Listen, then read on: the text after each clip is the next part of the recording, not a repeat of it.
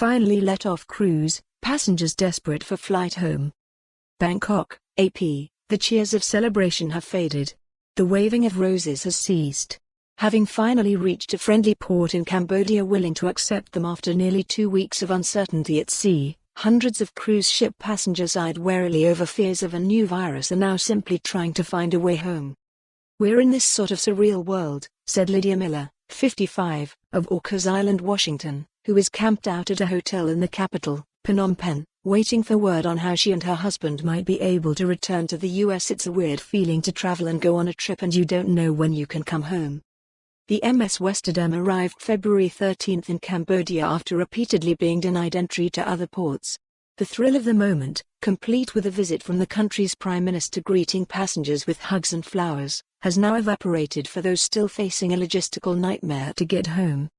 Travel options already limited by the number of airlines serving Cambodia have been narrowed by a growing list of countries denying entry to passengers who were aboard the Westerdam.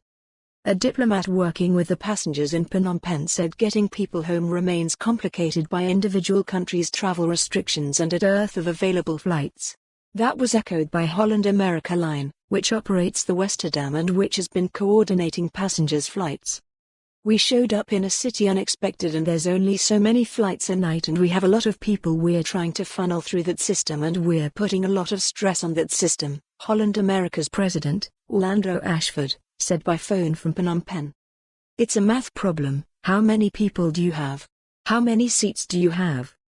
Thailand, Singapore, Malaysia and Taiwan are among those refusing to allow passengers in, making flying to Europe and the Americas difficult. Some airlines, such as Emirates, make a stop in Bangkok before proceeding to hubs such as Dubai, further limiting available flights. Still, Ashford expressed hope that remaining passengers would be on their way home in a couple of days.